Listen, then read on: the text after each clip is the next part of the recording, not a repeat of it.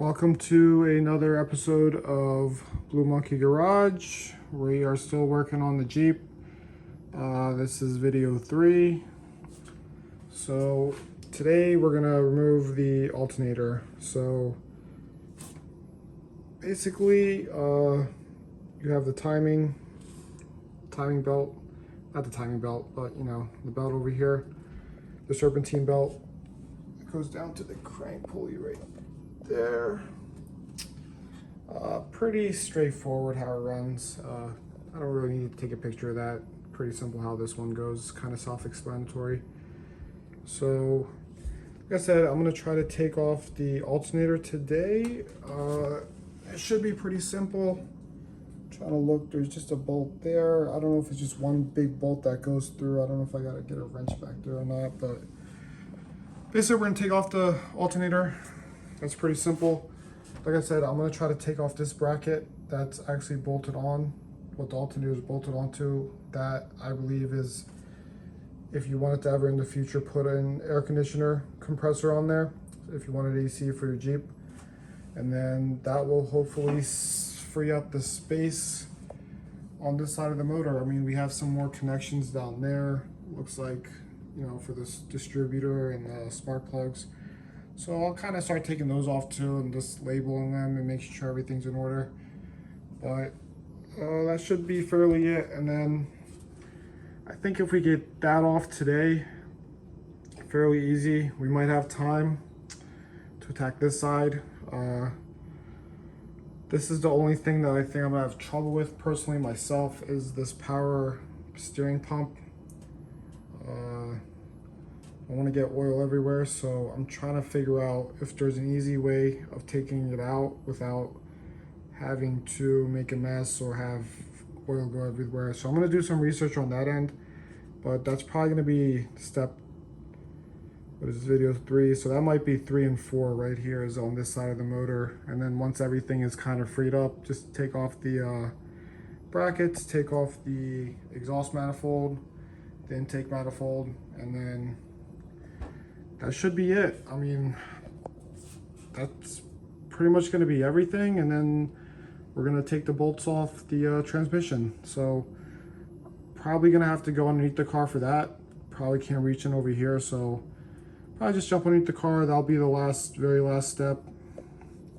So here's the progress. Like I said, I'm not going to be making any videos while I'm taking the stuff off, maybe in the future, but I just don't have time to edit it. But I'll definitely show you guys what I did before I do it and after I do it. So I'm gonna take that bolt off over there, bolt over there, take the belt off obviously, and then try to take this cover off, and then hopefully we'll be able to see the side of the engine. So we'll be right back.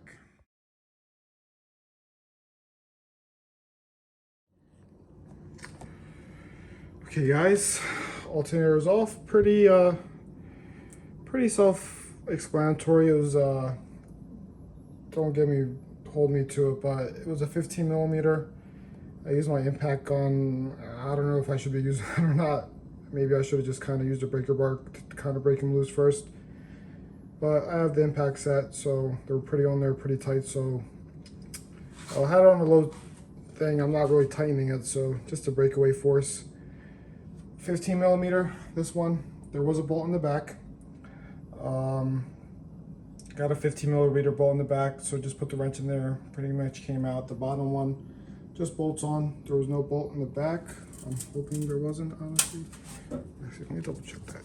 Nope, there wasn't. So that was just bolts in. And then, oh, big step here.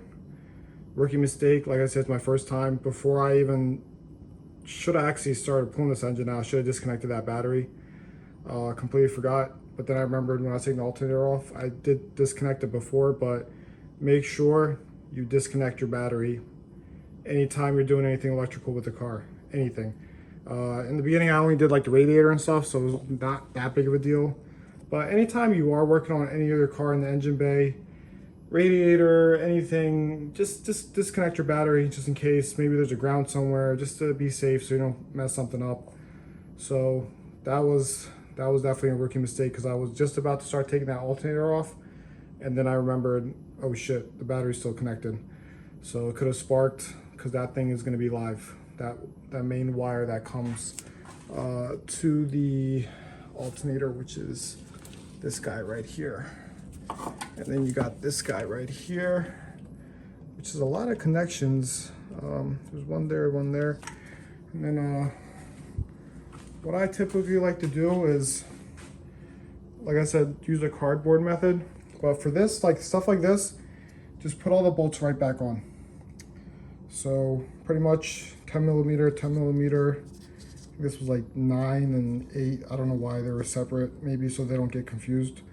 So pretty self-explanatory. These were the main bolts. So I'm gonna put that back in there so that doesn't get lost.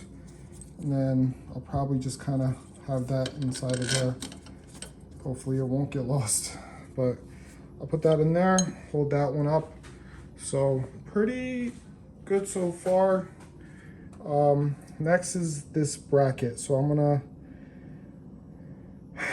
look at the bracket. It doesn't seem too hard, but now I'm looking at it. Is it that actually the water pump? I'm not 100% sure. So maybe it's the water pump. Is it connected there? I can't really see. I gotta check that out. So this is next. I think this is definitely gonna be not in the way, but I don't know, we'll see. I think it'll just be easier just to take it out now, just to learn. If it's easy, I'll take it out, but if it's not, we'll just continue.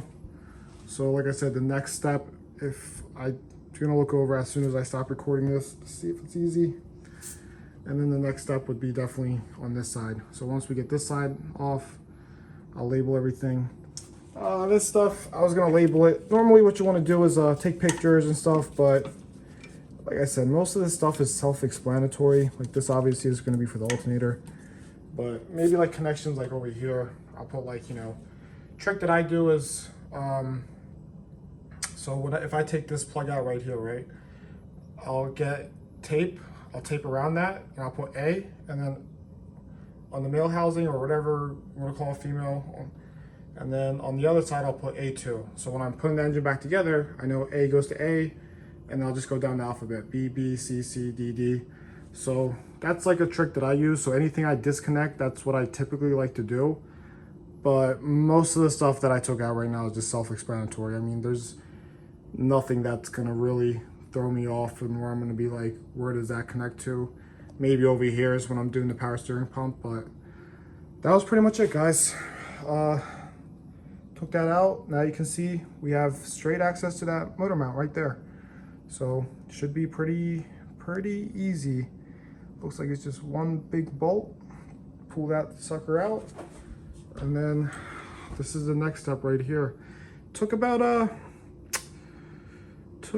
10 minutes, guys, not even. So we still have a lot of time left. Like I said, I only try to do about 30 minutes a night, maybe 45.